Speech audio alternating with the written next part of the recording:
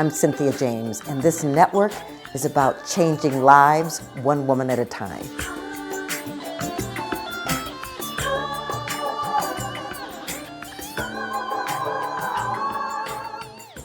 Welcome to Women Awakening. I'm Cynthia James. I'm your host. I get the honor of introducing you to women that inspire me, that are change makers, and that have stepped fully into who they've come here to be. And so I want them to inspire you. You can find us on Spotify, iTunes, iHeart, YouTube. Please subscribe. I do these every week. And these women, I promise you, will take you to another level of understanding how important you are. So my guest today is Pech. She is a former educator, business executive, and entrepreneur. She's a retiree from corporate America, but she's not retired by any stretch of the imagination. She is now passionate about and works full-time creating programs and facilitating discussions which promote self-understanding and sense of purpose. Her corporate experience includes over 25 years of recruiting, executive management, franchise, and small business expertise, as well as training and program development. She's an avid reader and frequently incorporates books into her programs, both with adults and children. And she especially embraces books by Kobe Yamada, whose book, What Do You Do with an Idea, has become a cornerstone of Discovery of Self programs. So Discovery of Self programs are created out of Pam's desire to bring people together through conversation. I'm thinking that's needed. Not only do these discussions illustrate the power of listening to each other, but also how to share ideas that bring both individual and collective discovery of purpose. Pam, thank you so much for being here. It's an honor to be included. Thank you. Well, I want to dive into your programs, but I want you to just tell our audience where you came from. Where were you born? And how did you get to be a corporate person?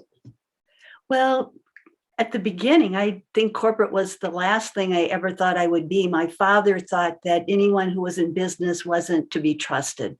I was born into a very religious family. My father was a deacon in the Catholic Church, and my mom taught in the Catholic school. So I was raised with a very religious background. And note, I don't say spiritual, very, very religious, very black and white. But an interesting story is my mother used to tell this story to anyone who would listen, how I was born 9 months and 15 minutes after they were married. And she never was able to have another child after me, even though they wanted a lot of children.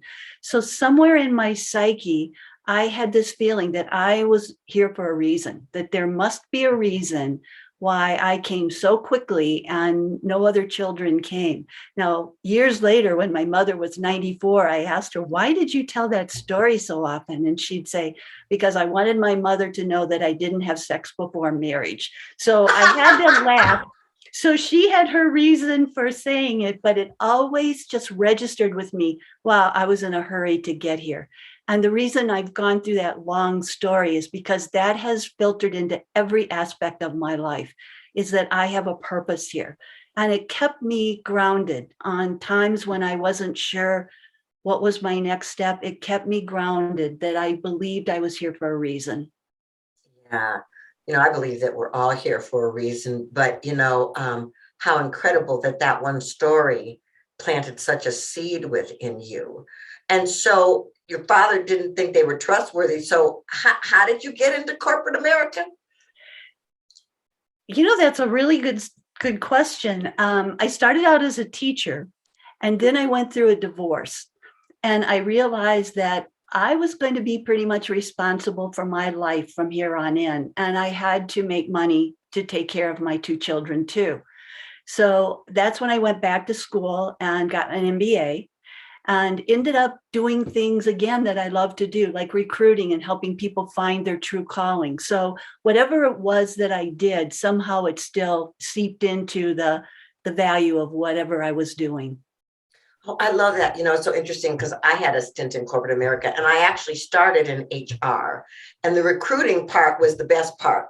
some of the other HR stuff wasn't so great for me, but the recruiting and supporting people. So I want to know, when you decided to step away from corporate America, then what got you into working so closely with people on self-discovery? Well, as a recruiter, I have interviewed literally thousands of people.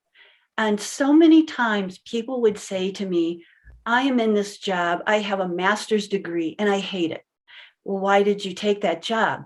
Something along the way, either a parent said, you won't make any money doing what you love to do, or they got a friend who had a business, and so they gave them a job during college, and that's sort of everyone who looked at their resume said, oh, you must like to do that. And so many people ended up in positions that they weren't really happy in. And so I had written not a book, but just the short story for myself, sort of journaling, saying, you know what, someday there's going to be a 52 pickup where everything's going to go in the air and everyone's going to come down and they're going to be doing exactly what they love to do. And ironically, I believe that's what's happening now. I believe that we're in this era for a reason, and that people are saying, why am I spending 24/7 doing something that doesn't make me happy? Who am I? And what can I do to serve the world? I couldn't agree with you more. I think it was one of the gifts of the pandemic. It's like everybody got sat down and they had to go like, what am I doing? Is this feeding my soul? Is this important? I mean, I know I did it for me. I could move into a big time of reflection. And how do I want to spend my last days on the planet when so many people were leaving? Like, do I want to do something that doesn't light me up? Absolutely. Cynthia, I couldn't agree more. We had to go in more ways than one inside. And we had to look at, why am I here? And is what I'm doing really the calling that I have meant to do? Yeah. So, I'm really interested in your discussions, right? And your conversations, because I think it's one of the things that's a big challenge on the planet right now is people listening to each other. I mean, between politics and pandemic, it's been fascinating what's been going on in families and friendships and communities, right? And so how, first of all, what's the premise of having everybody sit down, and what do they understand when they come in if they're going to have a conversation?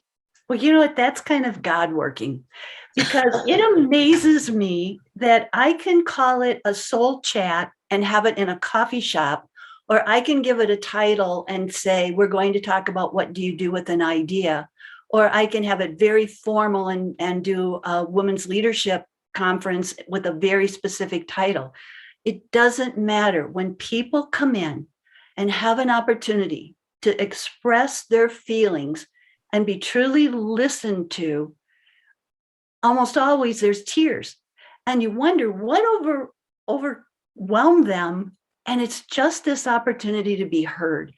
And they also share stories that make your jaw drop. I'll give you an example. On October 20th, I rented a room at the museum here called the Discovery, which I love. And I'm working with them to see if I can get a dedicated room for discovery of self. But I invited 20, I think I sent out 23 invitations to thought leaders in the city, some of whom I did not know. They represented each of what Oz Hillman calls the 7 mountains of influence: religion, education, business, sociology, family, all the different areas. I invited these people, expecting, because many of them don't even know who I am, that if I got 6 or 7, I would be really pleased. 18 people came. Not only that, but there was a young man who worked in the print shop where I had the invitations printed. And he said to me, I couldn't help but notice what you had written on your invitation. Would it be okay if I came? And I said, absolutely. And he said, could I bring a couple of other people too? So I was so pleased. Not only were there people who had very unique perspectives on their view of the world, but also we had 3 generations there. And I feel like that's important because as I get older, I realize that someone else is going to carry it on. But back to your question, these people went around the room and told their story. And the takeaway was each of them had experienced some very difficult aspect of their life. And yet they decided that that was not going to get them down and that they were going to use that knowledge to help other people. Without exception, literally everyone shared that story. And they didn't even know each other.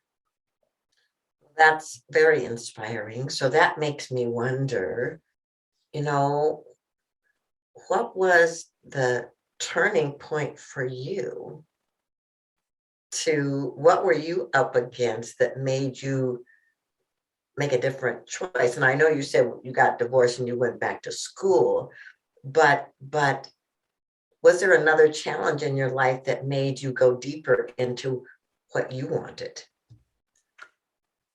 I would love to share a story, but I don't have one. I feel like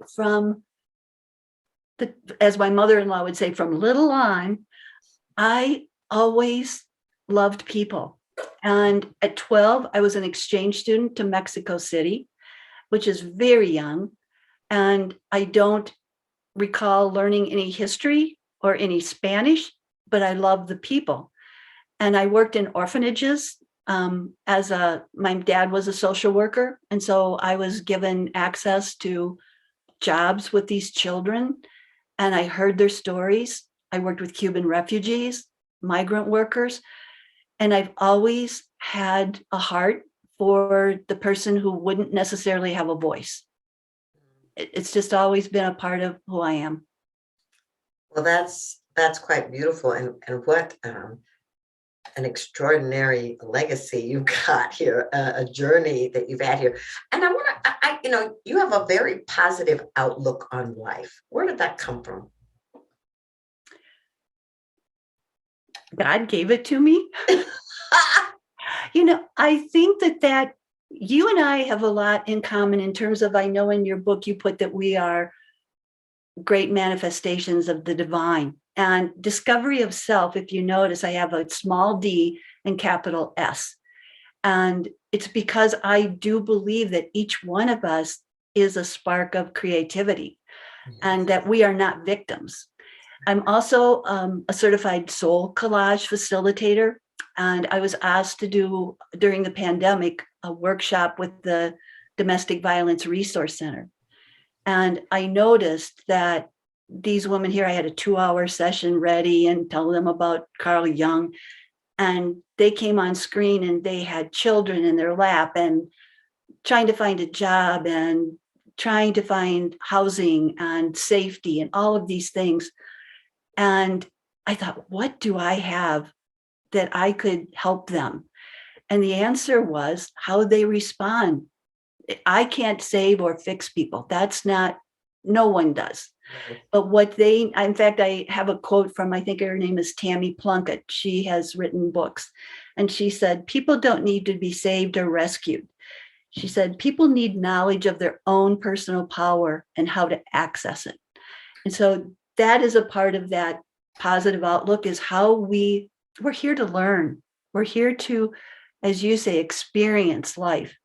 And if we just realize that, well, that wasn't such a great idea, won't do that again.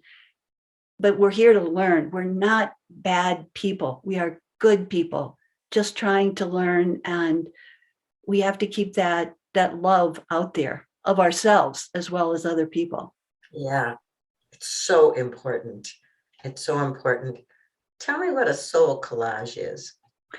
Soul collage is a process that was developed based on the psychology of Carl Jung. And it uses pictures and your dialogue and your journaling to uncover parts or aspects of your subconscious that help you reveal more about yourself. It's an amazing program. It's almost like you create your own set of tarot cards, except the pictures are pictures that you have picked out. Some are intentional. You may see a picture of a thin person thinking, this is my goal. I want to lose weight. Or you might see a picture of Easter Island or some metaphysical shape or art, and it just resonates with you and you have no idea why. But each one of those starts sharing with you, your own subconscious is coming forward, especially through dialogue. You start explaining what that card means to you, and it just reveals a lot about your soul. That's incredible. And how long is this process? I took the facilitator training. It was over a week or a weekend, but it's now in hundreds of countries, and they are using it for therapy. They're using it for PTSD.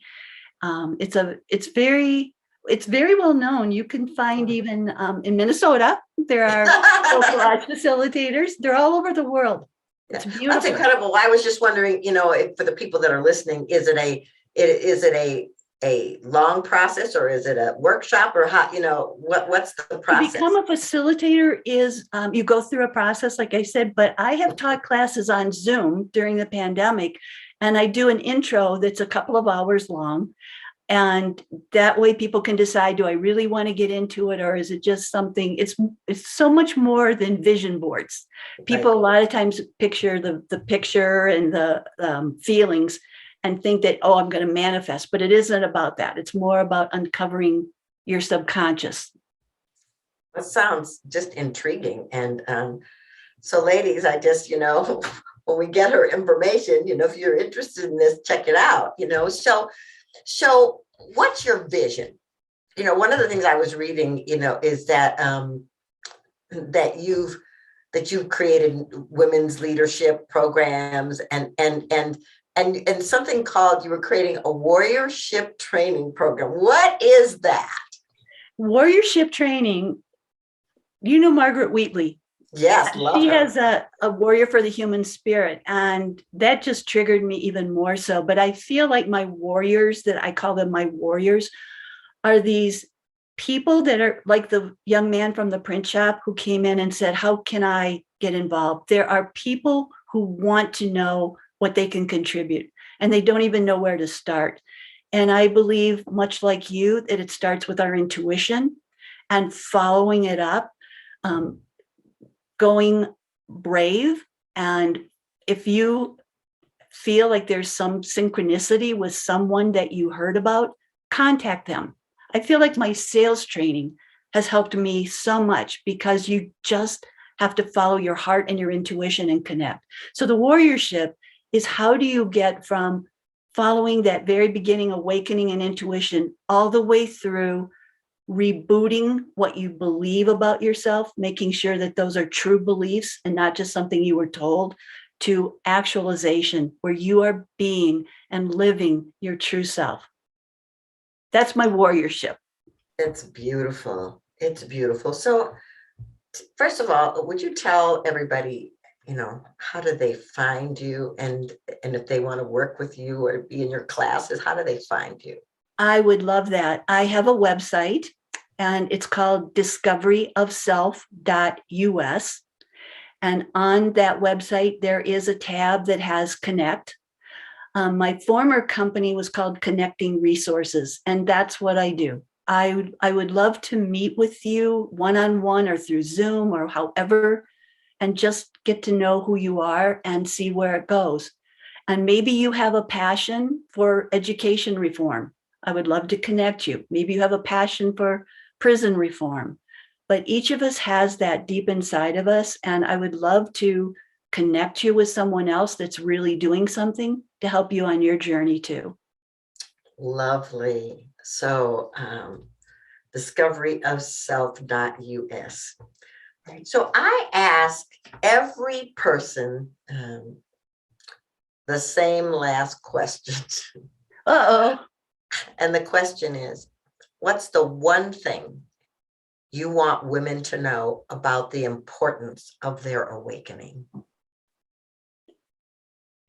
It comes in layers. And by that, I mean that every day I feel like I awaken to some new thing about myself. And Sometimes it's difficult. It causes you to go more introspective. Other times it's joyful, but no matter what it is, it's a part of the journey. And I think that being aware that you're awake, be in tune. Sometimes it won't look like what you think it will look like, but it's there. And if you put the question out to the universe, whatever that question is, and stay awake, you'll get the answer. Okay, that's quite beautiful wisdom, ladies. I hope you were listening to that, because it does come in layers. We're evolutionary. And so it's never going to be the same as it was 5 years ago. I mean, so you just get to be present with it. How lovely, Pam. Well, I want to thank you for being here. I want to thank you for doing the work that you do, Thank for you. being I'm so honored. amazing. Yeah, oh, thank you. And I guess what I want to say to you ladies is the same thing I tell you every week. Please remember how extraordinary you are. Please remember how amazing you are, that the universe breathed its life into you, that you came here as an unrepeatable event. So you've got something to give, something to bring, something to share that no one else can do. You can trust that fact. And the fact that the women that come here that I interview are just reminders, because they're no different than you. They've just stepped into their passion. I love you, and I will see you next week. Many blessings.